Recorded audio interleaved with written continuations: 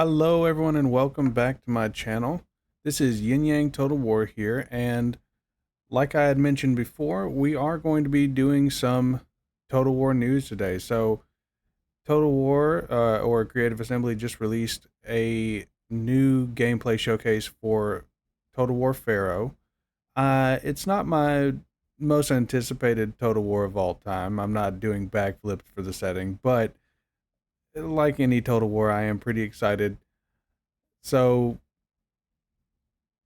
let's go ahead and get started with it. And hopefully this this video doesn't try and drown me out, but we'll see.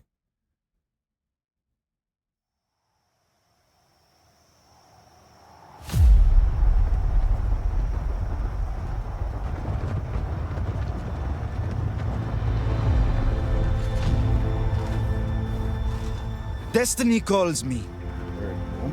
and I am compelled to answer. Gods, hear my voice. I will bear your blessings to battle. Ramses is looking pretty cool. I am ready for the trials ahead.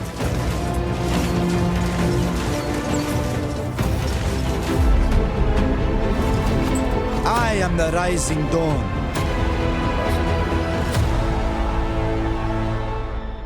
And I will lead us into a new age. Oh, poor Falcon. To be absolutely clear, it will be avenged. Ra I agree demands about it. the Falcon. Before we begin, I should say we're showcasing an alpha version of the game, so plenty of things are still being fine-tuned. We were just too excited to show it off. Anyway, our hero, Ramesses. Just a quick pause. Anyone who wants to watch the actual video, I will link it below. But clearly, I'm not one of those big channels that you're seeing this footage before the actual gameplay reveal. So I don't think it'll do much good for me to send you to the actual video. But I'm gonna link it down below anyway, in case you're tired of hearing my voice already. Let's continue. Begins his journey to greatness in North Sinai, near the settlement of Nekel. As a trusted and ambitious general to Pharaoh Meneptah, tasked at keeping the troublesome Canaanites at bay, Ramesses' dreams of a revitalized Egypt lie well beyond his station. Now, this is a pretty cool map. Let me turn off the CC. We don't need that. It looks like if I... Now, I have watched this earlier, but if what I'm thinking is accurate, these crowns are the super cities, or the cities that you would need to capture to have claim to the not the Babylonian throne. I'm probably speaking in future tense. To the Hittite throne, and then these down here are going to be the cities you want to have in order to claim the Egyptian pharaoh ship throne. Well, we'll just call it the throne. Anyway, back to it. But who doesn't love an underdog? And underdog describes us well. Our stores are looking serviceable, but ideally we'd be self-sufficient. Meanwhile, there's an angry man nearby throwing rocks at birds. We'll want to do something about those resources, but first things first. Vengeance.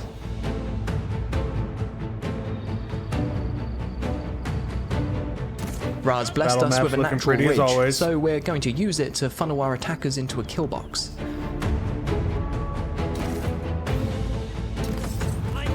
In Total War Pharaoh, outmaneuvering your opponent can mean the difference between a decisive victory or a humiliating failure. I'd like to know what he means by that, because that's something that's always been a thing. If you want to talk about having positioning make a difference, go ahead and boot up Rome Total War, the first one, and just place a phalanx in the middle of a narrow street. That'll make the difference. At the moment, we've got one unit holding the line, whilst the second one moves behind the enemy to attack in their flanks. We'll order our front-facing units to hold the line, keeping our choke point as tight as possible. We'll explore formations in a later video, but each one increases your tactical control over the battlefield. As the press increases, individual fighters break out from the melee to prove their might in duels.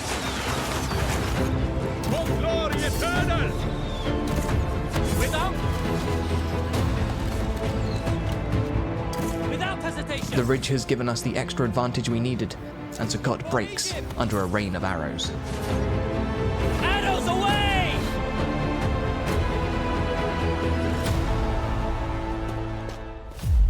Yeah, run away, coward. We'll finish him off in a minute, but first, let's get some royal decrees brewing. Okay, what have we got here then? Unit experience, always nice to have, but a happy population is worth its weight in gold. Interesting. So it does look like they have taken a lot of the systems from Troy, which is to be expected. It's the same studio, but just kind of like changed them around. It looks like these are a little bit better than the ones from Troy, but we'll just have to see. Longer festivals will make the people happy and lead to trading outposts, which our fragile economy could sorely use. We'll also want to pick up increased food production and affinity with the forest. We can't really go wrong by prioritizing these 4 to begin with, so we'll explore the food route for now and scoop up the others as we go. We've started our sure-to-be legendary voyage into the field of reeds with 2 out of 4 of the settlements found in North Sinai. We only need Azati and Sukkot to complete the set, but before we do, let's explore a traditional Egyptian pastime: building impressive things. Looks like our workforce is idling away in the blistering sun. Sorry friends, time to get to work. In the lands of Egypt and beyond, the workforce is a currency to always keep in mind. We'll need labourers to build our settlements, same as any other resource. For now, we'll construct a winery for the boons to happiness, resource production and workforce growth. We'll also build a water well, again mostly for the workforce growth. It's around 1200 BCE, and at this point in history, trade up and down the Mediterranean coast was bustling, if not mysteriously slowing down. Dreams of a trade empire are nice to have, but let's start small. Our immediate neighbours are willing to part with their hard-earned goods, and like any true would-be pharaoh, I'm only too eager to oblige them. Ramesses quite likes us, so we'll get some trade going with them shortly. Elsewhere, Seti would also be a worthwhile ally to pursue. It's not much, but we can spare to part with some wood in exchange for stone to get the heavy ball of diplomacy rolling. He's more than happy with 55, so let's be cheeky and see what we can squeeze him for. 68? Nope, bridge too far. 66? 65? Ah, there we go, nice. Minor trades all well and good, but if we want to expand, we'll need to become self-sufficient. Who's hoarding the goods? Timna has bronze, but I don't want to open us up to a war on 2 fronts so quickly. We'll do away with Sukkot first, then look at expanding west. Always ready. For glory! Take them down!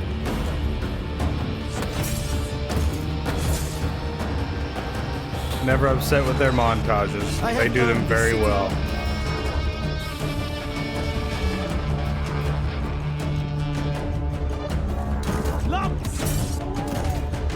Soldiers, move!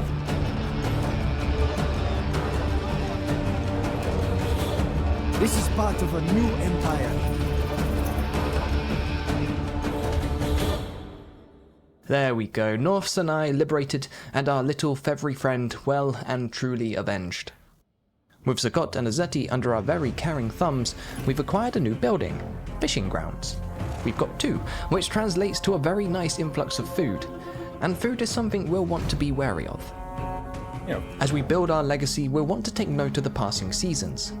Aket, the flood season, sees great yield in our fisheries and further movement at sea.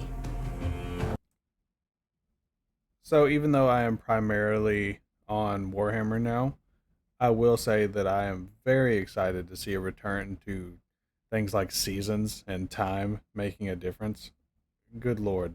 Like, that's one thing that I wish they would bring into Warhammer. Like, it's not that complicated. Well, on their side it's that complicated, but like it wouldn't be that complicated for the player to wrap their head around. Perret, the growth season, is the ideal time to bolster our forces.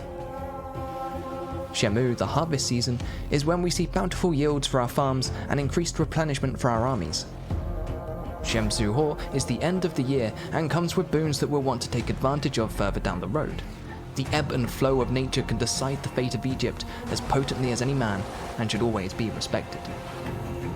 Apart from the ocean, Sukkot's borders are fairly safe, and I mean, who's going to attack us from the sea? No, Azati's neighbours are of the rougher persuasion, so we'll look at building our fences just a little bit higher and install a nifty keep out sign. That should do the trick.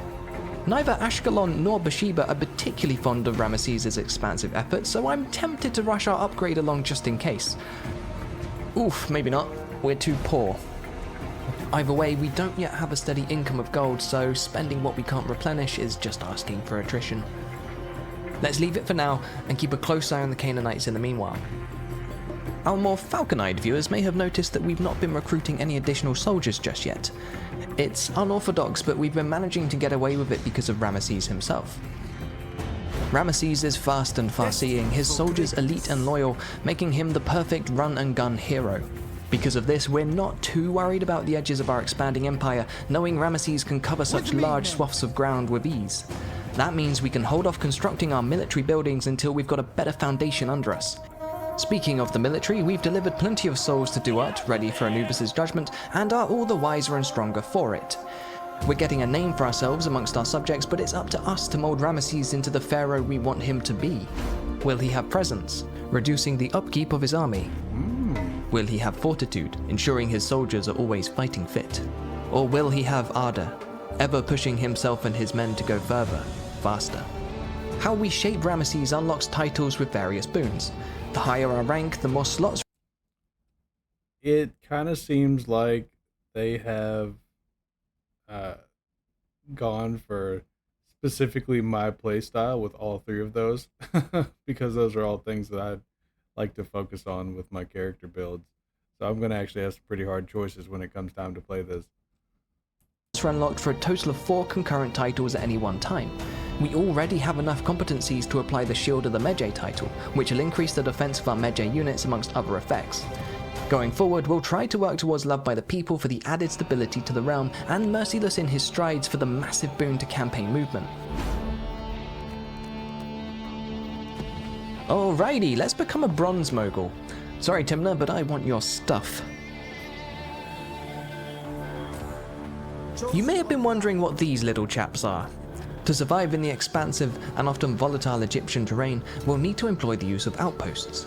These are structures like any other that armies can interact with to gain specific boons depending on what we choose to build. So, I didn't notice this before. I'm guessing that these are completely separate from your... The way it looks, they're completely separate from your actual city building, which to me is awesome. That's actually really amazing.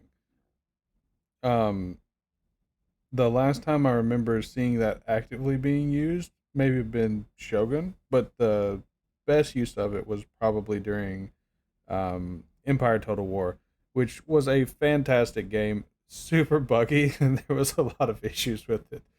But I very much enjoyed the campaign play, the diplomacy even was fantastic. I have so many good memories from that. I'll probably do a Let's Play series for that as well, see what we can do there. Anyway, let me shut up. They also grant a positive, passive effect in the province, but can be costly and are often targeted by invading armies. Military outposts offer anything from replenishment to increased siege holdout for local armies and settlements. Administrative outposts can make us immune to desert attrition or increase our legitimacy. Economic outposts can bolster our resources produced in the outpost region. And finally, religious outposts relate to our chosen deity, but we'll talk about that in another video. Most outposts require technologies to unlock, and we're working towards the economic outpost at the moment. Should only be another 8 turns or so. For now, we've constructed an Egyptian fort close to our border with Hetch, giving us additional security in the region and a strategic fallback point if things don't go too well. The fact that you can actually build a fort, like a strategically placed fort, is such a huge deal, at least in my book. I have missed this for, geez, I don't know, when was the last time you could do that? Maybe, was it Medieval 2? Or could you do that in Medieval 2? I remember doing it in Rome 1. I definitely don't remember doing it anytime since then. But I might be crazy. I don't know. Witness, gods! Take them!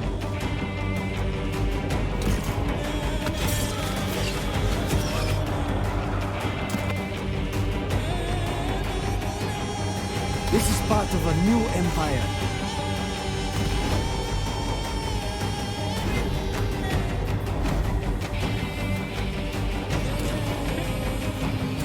Witness! Egyptian Cavalier! To fight! Engage the enemy! Another part of our empire! Beyond compare. Marching onwards. Hold on, let's pause there for a second. Hetch is a walled settlement, so we'll need a little more planning before the stabbing can commence. After all, we can't expect our men to charge at walls without at least building some ladders first. Unfortunately, in the Bronze Age, pockets aren't quite deep enough to successfully conceal siege equipment, so if we want to climb some walls, we'll need to prepare. Let's start our siege and get some ladders and a battering ram brewing. But you have improved your fighting form. I can tell. Then you agree with me.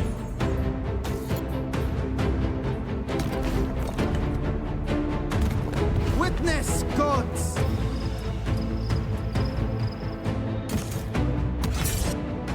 Again, I would just kill to have their editing skills. Ooh, now might be a good time to use my fire arrows.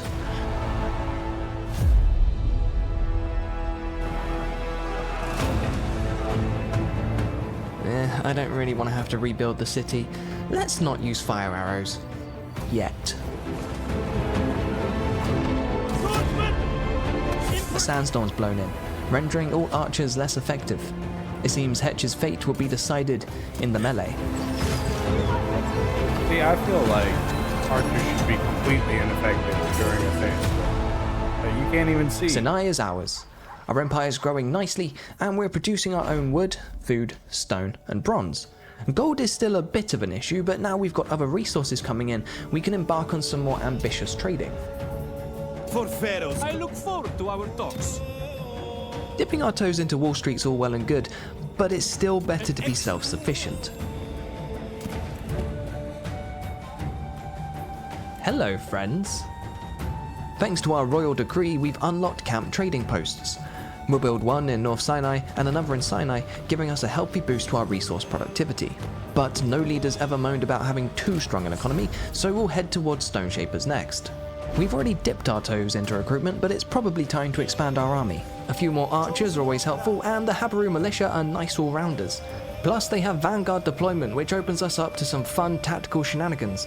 That's the technical term, FYI. We've been a little heavy-handed in Sinai, and our new subjects aren't overjoyed. To avoid a rebellion, we'll organise some festivities. When folks have cheered up a little, we'll hire some smelting apprentices for the boon to our bronze stores. We're fairly secure west of Nikel. I'm not anticipating a betrayal from my Egyptian friends, and as we all know, whatever's lurking in the fog of war can't hurt you if you can't see it.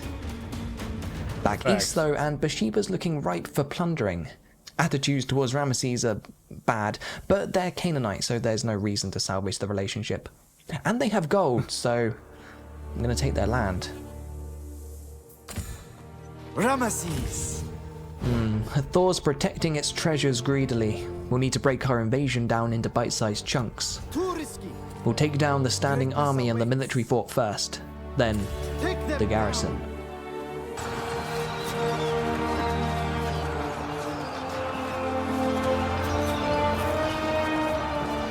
What a soundtrack.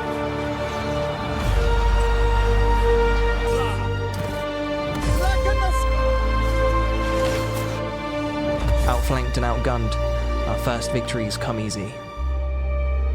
With only Hathor's garrison to contend with, we'll begin building our siege engines. Ah, okay. They'd rather face us in the field. Fine, let's do it. We're evenly matched, but I've hidden my Habaru units around their flanks.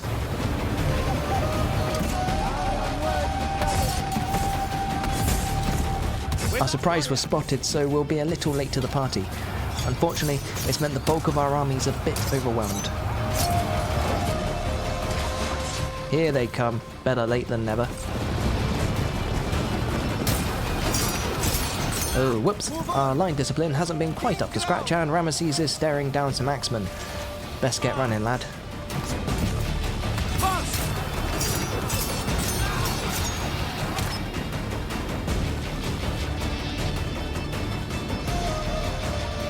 The night was hard, but dawn brings victory, and Hathor's defenders retreat behind their walls, foolishly thinking themselves safe. Again, very pretty.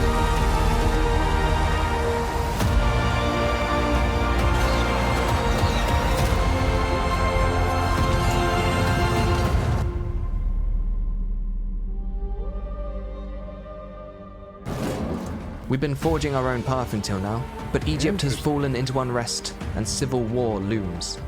In the chaos, Ramesses could achieve all his ambitions. To solidify our claim to the throne, we'll first need to occupy sacred Egyptian land. It would appear our empire is in need of expanding further still.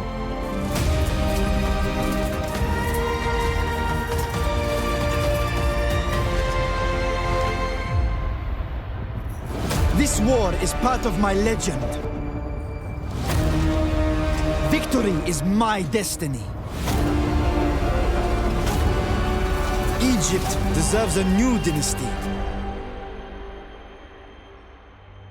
Okay, so the end of that, with the three armies marching, tells me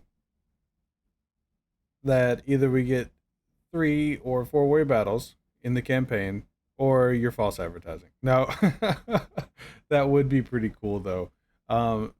Definitely a very cool campaign footage. I'm hoping to see more, but they're really checking a lot of boxes on stuff that used to be in the older titles, and people have been wanting to make a return, or at least I have been wanting to make a return, and some of the other folks that I've been talking to. I'm pretty generally excited about this.